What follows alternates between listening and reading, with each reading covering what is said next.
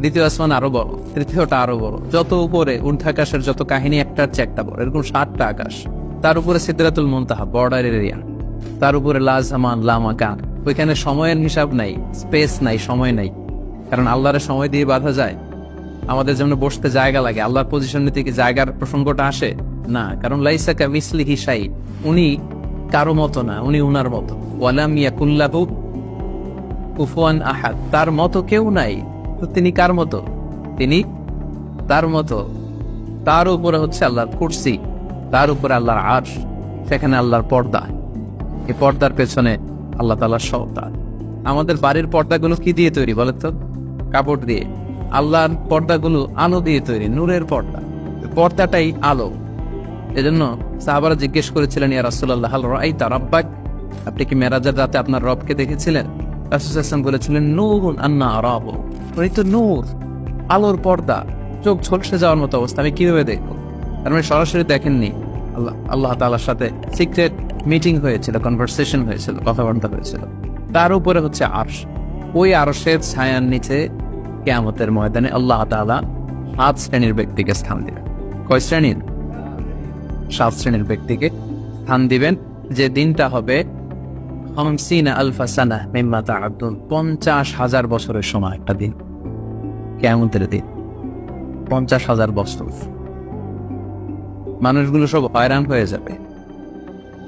ইউহশারুন নাসু ইয়াউমাল কিয়ামাতি হুফাতান উরাতান মুশাতান গুরলা।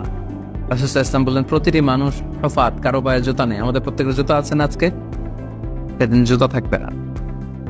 উরাতান, নেকেড, উলঙ্গ। গাড়ি নাই, কিছু নাই, ঘোড়া নাই।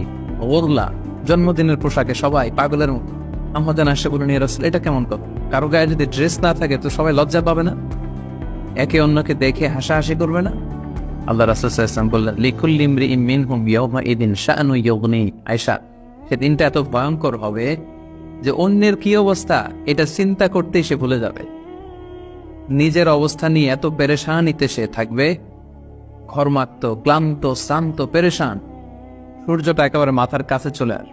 সূর্যের তাপে মাথার মগজগুলো গলে নাকের ছিদ্র, কানের ছিদ্র দিয়ে বেয়ে বেয়ে পড়বে। জিহ্বাটা কুকুরের মতো বেরিয়ে আসবে সামনের দিকে। মানুষ হাঁপাতে থাকবে, দৌড়াতে থাকবে, ক্লান্ত শ্রান্ত, কেউ কাউকে চেনে না। ইয়াউমা ইয়াফিরুল মারউ মিন আখিহি ওয়া উম্মিহি ওয়া আবিহি ওয়া সাহিবাতিহি ওয়া বানিহি। ভাই ভাইকে চিনবে না, পরিচয় দিবে না। মা ছেলেকে দেখে পরিচয় দিবে না, বন্ধু বন্ধুকে দেখে পরিচয় দিবে না। সবাই ইয়া নাফসি ইয়া নাফসি। ওই ভয়ঙ্কর দিনে আল্লাহ তাআলা 7 শ্রেণীর লোককে তার আরশের নিচে ছায়া দিবেন। আমরা কি চাই না যে আমরা ওই 7 শ্রেণীর অন্তর্ভুক্ত হই? আমরা আল্লাহ তাআলার কাছে কামনা করি আমরাও যেন সেই 7 শ্রেণীর অন্তর্ভুক্ত হয়ে সে ভয়ঙ্কর দিনে আল্লাহ তাআলার আরশের নিচে ছায়া পেতে পারি। আরো জোরে আমরা সবাই পড়ি আমিন। ওই 7 শ্রেণীর ব্যক্তিদের মধ্যে প্রথম শ্রেণী হচ্ছে ইমামুন আদিল, ন্যায়পরায়ণ শাসক, the just ruler, the just king. যেই বাদশাহ, যে শাসক, যে কিং তার প্রজাদের প্রতি ন্যায়পরায়ণ ভাবে বিচার করে, ইকুয়ালি ট্রিট করে সবাইকে, কারোর উপর জুলুম করে না। কারণ আল্লাহ তাআলা জুলুম পছন্দ করেন না। আল্লাহ কি কারোর উপর জুলুম করেন? কিয়ামতের দিনের বিচারে তিনি কারোর উপর জুলুম করবেন?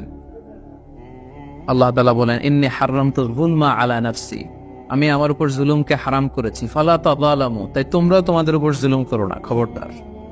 আয-যুলমু যুলুমাতুন ইয়াউমাল কিয়ামাহ, যারা পৃথিবীর বুকে কারো উপর জুলুম করবে, এই জুলুমটা জুলুমাত হয়ে, অন্ধকার হয়ে তার কাঁধে চেপে বসবে কিয়ামতে গিয়ে। সো আল্লাহ তাআলা প্রথম 7 জনের মধ্যে সর্বপ্রথম যাকে আরশের নিচে ছায়া দিবেন তিনি হচ্ছেন ইমামুন আদিল, just king, the just ruler, ন্যায়পরায়ণ শাসক, যারা আদালতের সাথে কাজ করে। ইন্নাল্লাহা ইয়া'মুরুকুম বিল আদলি ওয়াল ইহসান, আল্লাহ তাআলা এই আদালতের ব্যাপারে, জাস্টিসের ব্যাপারে সবসময় তিনি আদেশ করেন। জাস্টিস ভায়োলেট হয়, ন্যায়পরায়ণতা, ইনসাফ, এটা ভায়োলেট হয়, এটা আল্লাহ তাআলা কখনো চান না। যারা বিচার করার সময় ন্যায় বিচার করে, উভয় পক্ষের কথা শুনে, যারা রায় দেওয়ার সময় ন্যায় সঙ্গত ভাবে রায় দেয়, যারা জনগণের ট্রিট করার সময় সঠিকভাবে ট্রিট করে, সেই ধরনের রাজা যারা, সেই ধরনের কিং যারা, রুলার যারা, তারা সেখানে স্থান পাবে। মাচ।